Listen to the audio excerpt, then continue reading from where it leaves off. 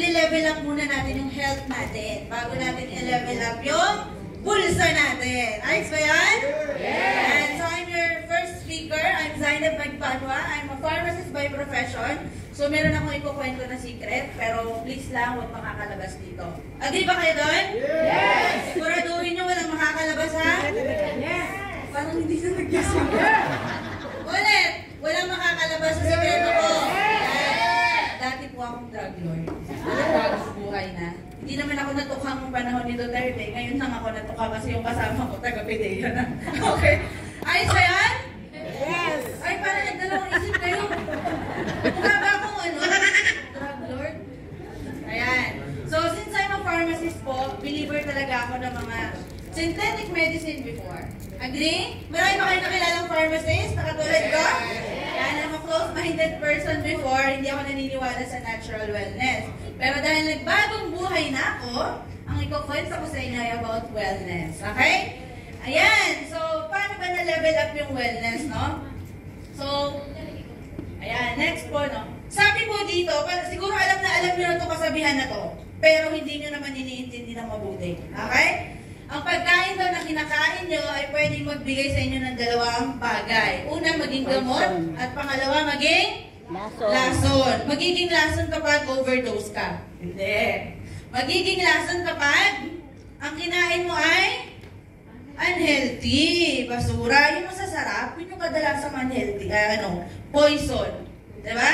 Ang dami kong kakilala, no? Mga nanay or mga magulang, kapag inventohan mo sila ng mga healthy food or healthy supplements, kino-question nila. Pero hindi naman nila kino-question yung pagpapakain ng Jollibee, ng McDo, ng Chowking. Tama? Pati hindi nila kino-question yun. Pero pag supplement, may side effect ba yan? May ganito ba yan? Diba? Na-realize na yun? Pero kapag lechon nga na masarap, walang question. Masarap eh. Kakainin natin. Okay? So, by now, no, alam niyo na kung anong healthy at anong unhealthy, di ba? So, sabi dito, no, this is from Mayo Clinic. Naniniwala kasi tayo na ang sakit ay namamana. Agree? Yes. Sabi nila, may diabetes ako. Baka po hindi maganda yung lifestyle ninyo, yung diet nyo, i-observe nyo, gano'n. Sasabihin niya, hindi namamana kasi namin ito. Lahat na ng mga parents namin, kalululuhan namin, may diabetes just to justify. Diba? Pero ito po ang totoong katotohanan. Sabi po dito, namamana naman talaga. Pero, yung genes, ang nakakapagbigay, ang risk na nabibigay nito is 30 to 40% na risk. Okay? Pero yung lifestyle nyo, tingnan nyo kung ilang percent. 300 to 400%. So, wag na wag nyo i-justify yung sakit nyo na namamana nyo. Kasi, kaya nyo gawin. Kaya nyo baguhin. Agree ba?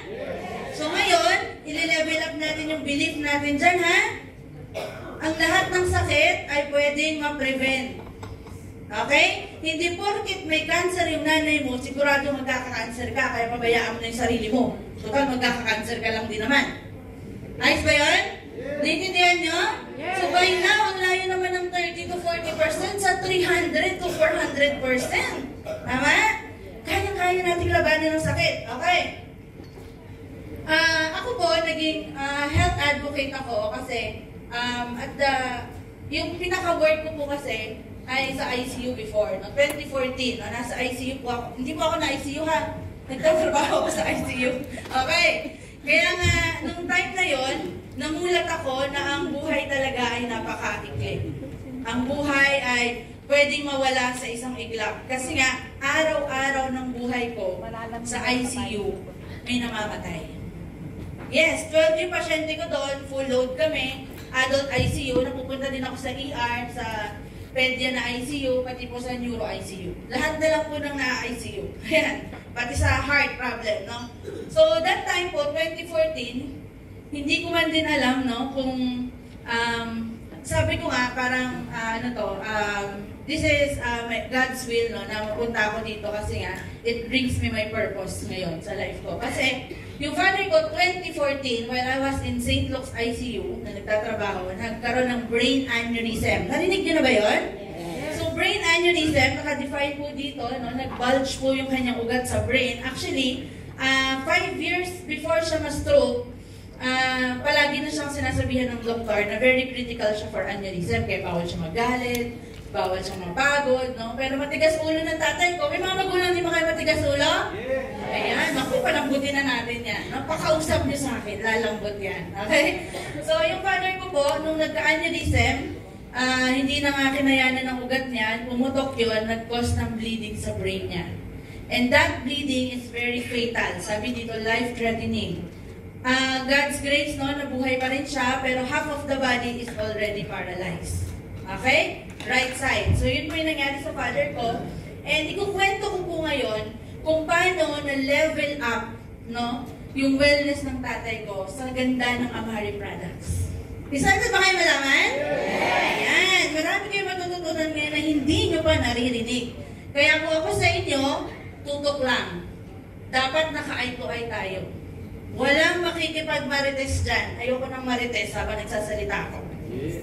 Ayos ba yan?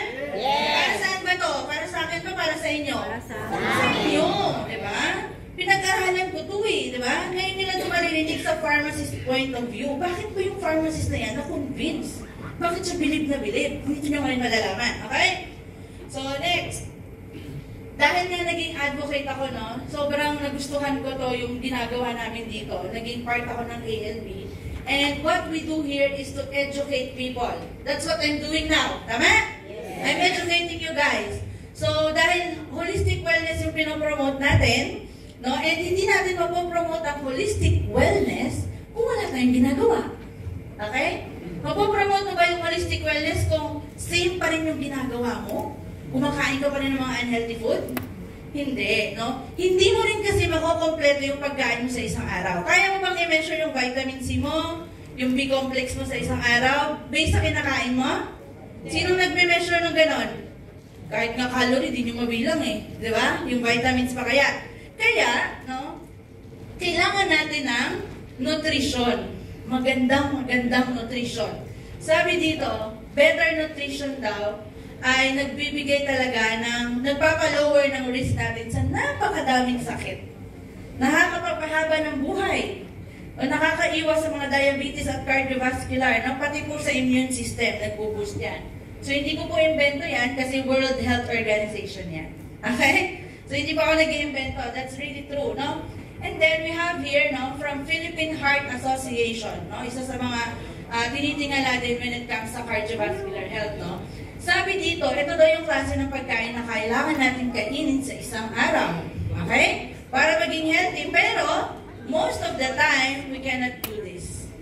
Hindi naman araw-araw kumakain tayo ng fruits and vegetables. Di ba? Hindi naman araw-araw may protein tayo, may whole grain, ang mahal kaya niyan. May nuts, may fish, may seafood. Kami sa Iloilo may seafood araw-araw. Di ba? Okay. So, paano natin yun magagawa? Kaya si ALB, nakipag-partner tayo with a global health mental wellness company na kayang mag-provide ng the best. Guys, the best. Pag the best, wala nang ibang option. Okay? Narinig niyo ba? Yes. The best na products na magbibigay sa atin ng level up wellness. Kung gusto niyo lang naman. Kung ayaw niyo, di wag. Okay? So next, no? So, sino po ba sa inyo dito yung nakatikim na ng mga products na to? Meron ba? Anong pinaka-favorite niyo? Isa lang, isa lang. Ay, ang saya. Lahat favorite. Ako rin, favorite ko sila, no? Unahin natin si Sunrise. Sino favorite yung Sunrise? Ayan, alam nyo, naging favorite ko to kasi yung mga anak ko, hindi kumakain ng gulay. Yan, ito yung naging best friend ko, di ba? Kasi, pag kumain sila ng Jollibee, kailangan kakain sila na, iinom sila ng Sunrise. Di ba? Kasi hindi nga nila nakukuha yung tamang nutrition. So, bakit ko nasabing complete vitamin? Ito yung kwento nyo to sa mga kaibigan ninyo, sa lahat ng kakilala ninyo, na ang Sunrise ay the best na vitamins. Complete. Bakit? Wala pong vitamin sa market na may ganito kadaming B-complex. Hindi sa isa ko po pati milligram. Ano bang alam nyo? B1, B6, B12, ulit-ulit. So, ito po tingnan mo, from B1 to B12. May ganun ba? Oh. Yung milligram na yan, naka-base yan sa recommended daily intake ng isang adult. Hindi lang hinula-hulaan. Okay? Saktong-sakto siya. And then, lahat ng mga iba pang vitamins na vital, like vitamin C and zinc, Pag nag-take kayo ng sunrise, you can stop all your vitamins. Agree? Wala na magtatanong, sigurado ka, coach? Sigurado ako. Pwede mo i-replace yung vitamins mo with sunrise. Kasi nga, kunti nga lang yung vitamins mo, ito mas more. Sino gusto uminom ng kapsula kaysa kumain ng gulay? Sino gusto uminom ng kapsula? Wala, syempre. Mas masarap na kumain ng gulay. No? And sunrise are fruits and vegetables. Agree? Yes! Parang napapaisip ko kayo next. Ano daw yung maganda? Bakit sunrise ba yung napili mo? Ang dami namang supplement sa market. Well, in fact, sunrise ang may pinakamagandang ingredients dahil yung wild blueberries na nasa sunrise natin ay may pinakamataas na ORAC scale, meaning pinakamataas na antioxidant effect. Imagine niyo, i-compare natin. 3 to 5 times higher siya sa mga cultivated berries. Kasi yung mga cultivated berries, 30 lang. Yung ating wild Alaskan blueberry is 85 to 206. Grabe! Di ba? Yun, sobrang amazing kasi hindi mo iniinom. Hindi mo ginagawang souvenir. Okay? Next. Ito yung pinakamaganda. Pang pharmacist to ganito kami tumingin. Yung bioavailability is the amount of the product na mapupunta sa katawan mo. Okay? So, akala nyo, pag ininom nyo yung gamot, yung 500 mg na paracetamol, papasok lahat ng 500 mg. No! Ang pumapasok lang ng 100% ay yung ini-inject mismo sa ugat mo. Yun, 100% yun. Pag IV. Pag oral, 40% na lang ang natitira. O, saan na yung ibang paracetamol? Saan na ibang vitamins na ininom nyo? Idihin nyo na. Wala. Natapon. Okay? Next. Yung sunrise, 97% bioavailable. Meaning, lahat yan na. Okay? May tapon ba yung pera mo doon? Wala. Imagine mo, 3% na lang. Huwag pinangingin yung 100%. Guys, ha? Okay? Ayan. Tingnan nyo naman, 40% to 97%. Pag uminom ka ng kapsula, ayan. Kaya ngayon, wala nang iinom ng kapsula. Wala nang iinom ng tablet. Kasi mas maganda ang liquid. Okay? At hindi lahat ng liquid maganda. Kailangan titingnan nyo kung ilang percent yung bioavailable, no? Ang ganda-ganda pa ng model ko dyan. Di ba? Imagine nyo naman yan, di ba? So, ganyan kaganda yung product. So, 97% daw na na-absorb. Okay? Bakit natin love na love yung sunrise? Ang dami niya kasing benefits, no? Alam nyo na yan, di ba? So, una, hindi kayo magiging stressful kasi nagpapabait ang sunrise. Guys, nakakabait ang sunrise. Kinukwento niyo ba yan? That's true. Ayan, cognitive function. Guys, nakakatalino ang sunrise. Kaya ako umiinom, gusto pa tumalino. Gusto niyo ba tumalino? Yes! O, lahat iinom ha? Next.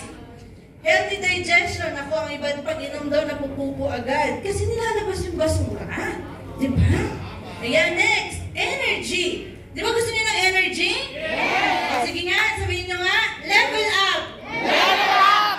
Energy talaga. Healthy fiber. Kailangan nyo yan. And then, joint flexibility. Sino dito yung hindi na makatayo? Masakit na yung tuhod. Naninigas na. Okay?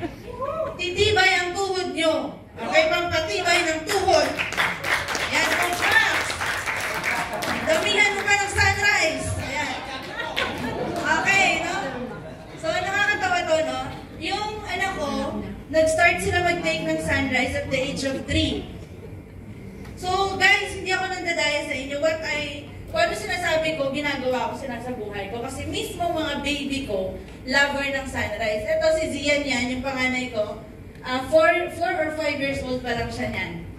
Gumagawa siya ng video, tinuturuan niya yung mga bata how to drink sunrise. Okay? And then, ayan, malalaki na sila ngayon from that kaliit. Ganito siya kalaki, di ba?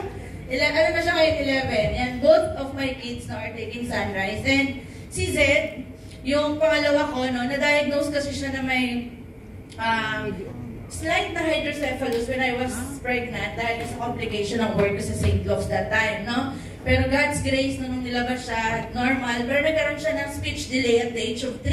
Hindi pa rin siya nagsasalita. Pero alam nyo guys, 2 months lang. Nag-sunrise kami. nagsasalita ng British accent. Sa British accent din, magaling pa siya mag-Ilonggo. Di ba?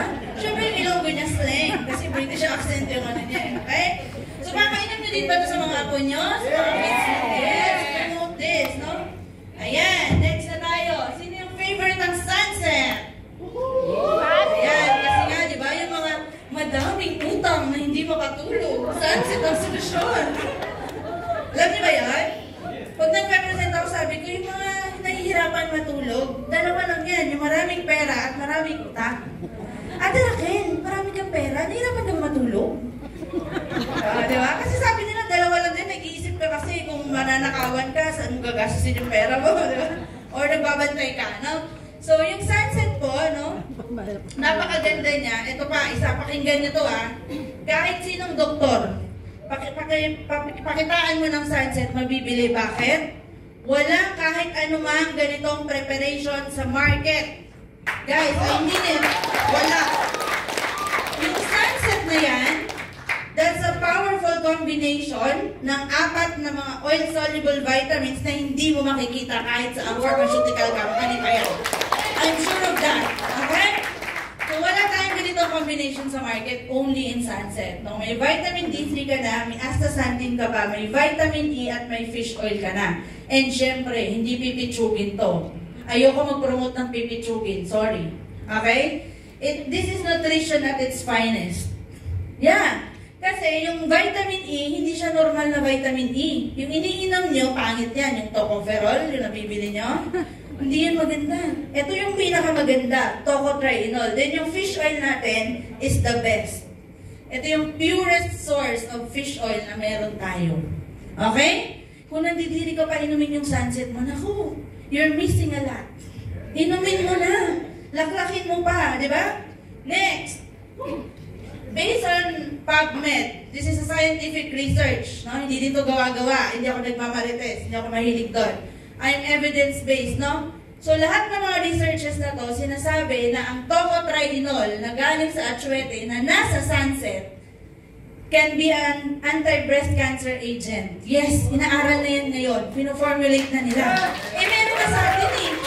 Ano naman nila, no? Late sila sa balita. Matagal na tayong gumagamit yan. Si Coach Enoch, marami ng bukol na napaliit. Diba? Imagine. And then, prevention of atherosclerosis. Ano ba yan? Yung nagbabarang ugat sa heart. Ang dami na nating natulungan na hindi na bypass. Hindi na angioplasty. Tama? Diba? And then, we have cardioprotective, no? Yung mga, problema dito sa bara sa heart, no? Para gumanda yung daloy ng dugo natin. And syempre, anti-inflammation. Okay? Kaya nga, no, naalala ko si Coach Dominic na disgrasya. Uminom siya ng sunset, no? Yung mga maga-maga sa katawan niya, mabilis lang mawala. Pumogi ulit. Diba? Ayan, no? So, anti-inflammation. Then, ito pa yung pinakamaganda, no? Versatile. Ano ba yung versatile? Narinig nyo lang sa mga actor? Tama ba? Ayan. Nahirapan ako mag-isip ng word na to. Ayan. So, bakit, no? Ang ganda kasi ang gusto-gusto ko sa sunset is soft gel siya, ang daling lunukin, malambot, di ba? Kasi takot ako uminom ng mga capsule, feeling ko babara sa lalamunan ko. Okay, ito sobrang lambot niya, madaling lunukin. Tapos, ito yung pinaka-the best. Wala masyadong overdose. Kasi ang sabi dito, wide safety index. Kaya nga from 3 soft gel, kaya natin uminom hanggang 9. Tama? Yung iba dyan, na sobrang pala ng konti, naku, matotoxic ka na. Okay? Overdose ka na dito, we have a very safe product index, safety index. And syempre, ano nakalagay sa baba? Pwede sa bata at pwede sa matanda. Agree? So, kung kaya nang lunukin ng bata, pwede isa, sa matanda, 3. Wala nang hati-hati, no? Kasi yung dose niya adjustable. Ayos ba? Natututo ba kayo? Marami na bang natutunan? Ayun. So, ito yung mga benefits ng sunset, no? Ang dami niyan, okay? So, yung mga hindi lumalabas ng bahay, no? That's your sunshine vitamin. Pampalinaw ng mata kasi may vitamin A. Alam niyo ba yun? Ayan, si Lina, no? Yung host natin, pababa na pababa yung grado niya. Naiinis na siya kasi ang mahal magpapalit ng glasses. Di ba? Ayun, no? Sana all na lang, di ba? Number 3, nitro. Sinong gusto ang nitro? Ayan. This is one of my favorite kasi yung father ko, ito talaga yung nakatulong sa kanya. Okay? So, nitro is for, para saan yan, nitro? Ugat. Sino walang ugat dyan? May 1 million. Wala? Sigurado kayo? May ugat kayong lahat? Yes. So, sabi dito, this is a Nobel Prize winner, no? So, ang Nobel Prize, isa lang yan sa isang taon. Sa lahat ng discovery, nanalo siya. So, this is very prestigious yung award na to kasi sobrang laki ng ambag niya sa medicine. Kasi nakita nila no, na yung nitric oxide para sa ugat mo is directly related sa mga sakit mo. Okay? Pag bumaba siya, dumadami yung sakit mo. Tama? Kasi yung mga senior, 15% na lang. So, dumadami yung bara, tumataas yung BP, prone sa stroke, prone sa heart attack. Okay? So, tingnan-tingnan nyo na dun yung mga edad nyo, ha? Baka sabihin nyo, 60 ka na, di mo pa kailangan ito. Naku, mag-isip-isip ka na. Sabi dyan, no, possible rupture or stroke, di ba? Next, bakit kaya nilalagay sa ilalim ng dila yung nitro na yan? Nakaka-intriga na talaga. Alam niyo ba yan, bakit? Tuturuan ko kayo. Ang dami nating nitro sa market. Kung i-research nyo, madaming nitro capsule, syrup, kung ano bang pinagagagawa nila. Pero one of the best yung atin kasi sa route pa lang, sobrang bilis na. Nilalagay siya sa ilalim ng dila kasi, ayan, kasi pag nilagay sa ilalim ng dila, nakakonect na siya sa carotid natin which is our main artery papunta sa heart. So sabi dito, kapag nilagay sa ilalim ng dila, 2 to 3 minutes, 2 to 30 minutes ang effect. Okay? Pag ininom, 30 minutes to 2 hours. Sino gusto ng 30 minutes to 2 hours na effect? Gusto niyo yun? Eh, di ba ginagawa nga natin pang emergency ang nitro? Kaya pagpatak nyo, 2 minutes lang, may epekto na. Kaya sabi dito, diba, rapid onset of action. Tayo natin yung ininom mo ngayon, next month pa i-effect. Diba?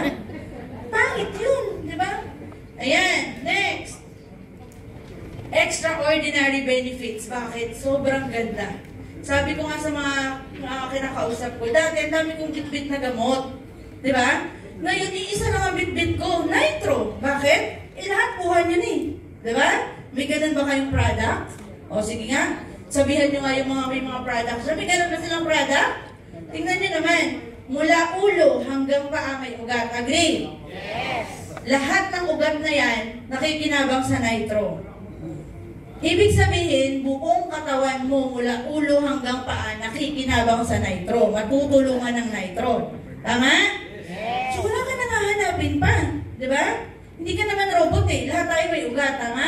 Yes. So kahit anong problema, huwag na kayong magtanong, Coach, pwede ba ito sa ganito? Coach, pwede ba ito sa ganito? Ang tanong ko lang, yung kausap mo ba may ugat? Ganun lang ang tanungan ha. Pag may ugat, pwede hindi. Yun. O, level up na ba yung information? Naintindihan?